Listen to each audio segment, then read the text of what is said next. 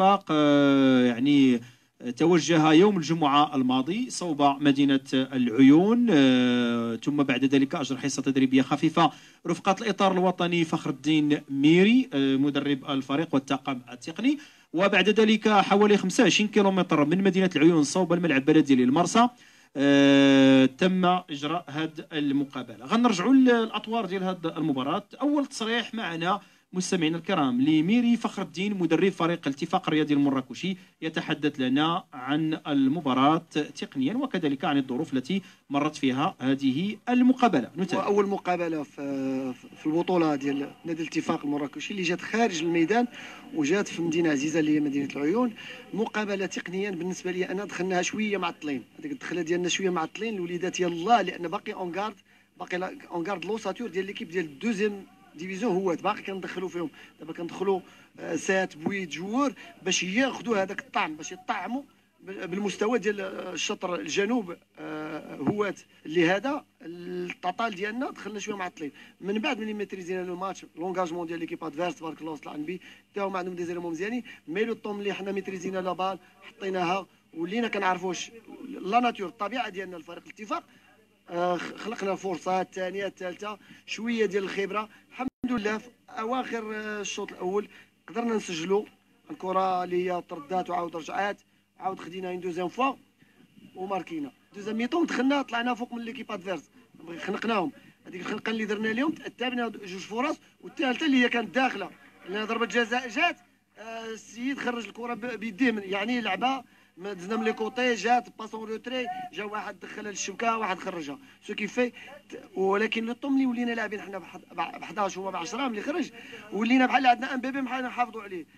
نادي الاتفاق بغى يحافظ على ديك 2-0 سو كيفي كان خصنا نلعبوا، ولكن هادشي اللي غنشتغلوا عليه ان شاء الله الرحمن الرحيمين. نحيدوا هذا الخوف ونحيدوا هذا شويه ديال الرجوع للوراء ونتونجاجيو ونمشيو قدام ان شاء الله. إذا تابعنا مستمعينا الكرام تصريح ديال ميري فخر الدين مدرب فريق الاتفاق الرياضي المراكشي. وكان لنا سؤال لسي فخر الدين ميري حول كذلك يعني المقابله اللي غتكون يوم الثلاثاء المقبل الساعه 7:30 ضمن الدور 32 لمنافسه كاس العرش لكره القدم بملعب العبدي بمدينه الجديده امام الدفاع الحسني الجديدي. نعود الى ميري فخر الدين مدرب فريق الاتفاق الرياضي المراكشي والحديث حول مباراه الدفاع الحسني الجديدي. حنا كنشتغلوا اسبوع كله، وهذاك الاسبوع كله غنحاولوا ندوزوا دا ميساج للدراري وكنحاولوا نعطيهم الخدمه اللي خصها دار ونحاولوا نجتهدوا وهما كيجتهدوا معنا. سو كيف في نهار الماتش الا بانت شي حاجه اللي هي غير في المستوى اللي حنا خدمنا فيه ولا شي حاجه اللي هي خارجه على الطور، ما كاينش احترام، ما كاينش احترام تكتيكي، ما كاينش واحد ما كاين انفعال، التدخل ديالنا كيكون غير بور روبلاسي ولا باش انك تفيق شي حد اللي هو سها ولا كتعطي دي سوليسيون اللي هما تعطي الثقه للعاب. حنا ما كنلعبوش، راه اللعاب اللي كيلعب لو اللي كنلعبوه وكنفقدوا ليه ديك الثقه كنوليو حنا اللي لاعبين ماشي هو. سو كيفي حنا ديك الثقه كنزرعوها فيهم وحنا اون ناسيم. انا جاسيم لا ريسبونسابيلتي ديال لو ريزولتا ديال لو جو ديال كلشي. انا اللي مسؤول، انا اللاعب كنقول ليه دخل ماشي شغلي، انا اللي مسؤول.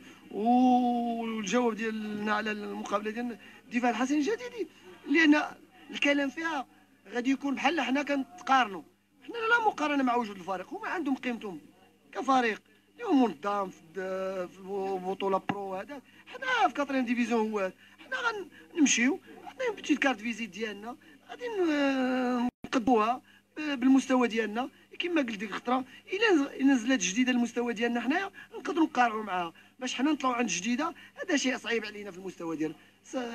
لو نيفو سي لو نيفو. الفرقه اللي جرات الفرقه الاخرى لو نيفو ديالها راه هي اللي غادي تكون عندها الاسبقيه في الانتصار. اذا تبعنا مستمعينا الكرام تصريح ديال السي فخر الدين مدرب فريق الاتفاق الرياضي المراكشي. كذلك يتوفر على طاقم تقني مهم جدا. ما نساوش يعني واحد المجموعه ديال الناس حنا غادي نرجعوا لهم لانه هذا الفريق منظم وفريق اللي عنده امكانيات وان شاء الله غادي يحقق اكيد مجموعه ديال المفاجات لان فريق منظم كما ذكرت. ما نساوش كذلك الدور ديال السي هشام الدقوني اللي هو معد البدني لهذه المباراه. حنا غنتكلموا عليها كذلك مع السي سعيد الشرع يعني في اللحظات يعني القادمه ان شاء الله، لانه كانت رحله من مراكش صوب العيون ثم من العيون الى الدار البيضاء وايضا من كذلك من الدار البيضاء في الساعه الثانيه من صبيحه اليوم صوب مدينه الجديده. غادي نرجعوا لكل هذه المعطيات مستمعينا الكرام ايضا غيكون معنا تصريح ديال السي نور الدين بالقميري اللي هو حارس المرمى المخضرم ديال فريق الاتفاق، وكان له دور كبير يعني في هذه المباراه الاولى. سادتي الافاضل، عندنا واحد الفاصل اعلاني على غادي بلوس، ومن بعد نرجعوا لمباراه الاتفاق والنادي البلدي العيون على غادي بلوس.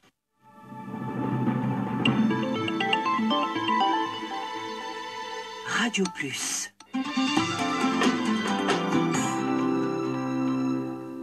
استئناف نشاط تجاري ضروري لإعطاء نفس جديد للاقتصاد الوطني، وذلك عن طريق فتح تدريجي للمحلات التجارية ونقاط البيع، ولكن دائما بالالتزام بقواعد صارمة للسلامة الصحية من أجل تفادي انتشار فيروس كورونا المستجد من جديد.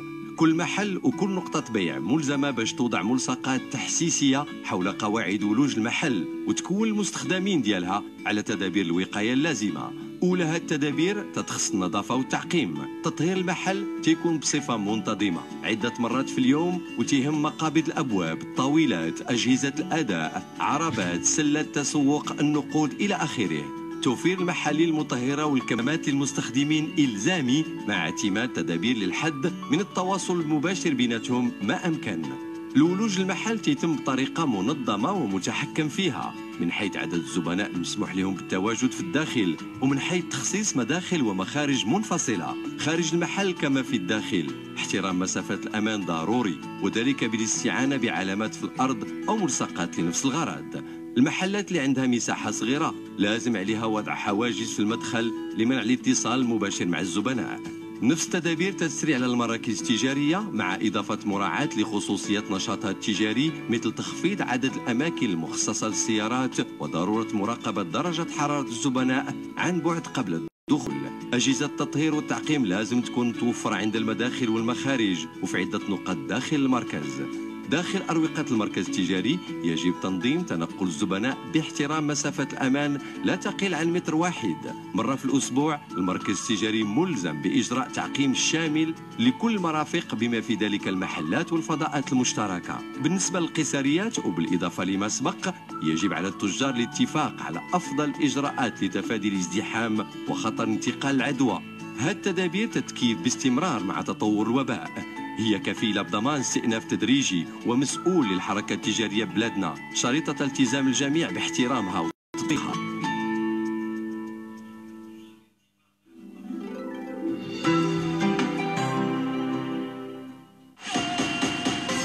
صدى الملاعب كل سبت وأحد مع شرف القبلي.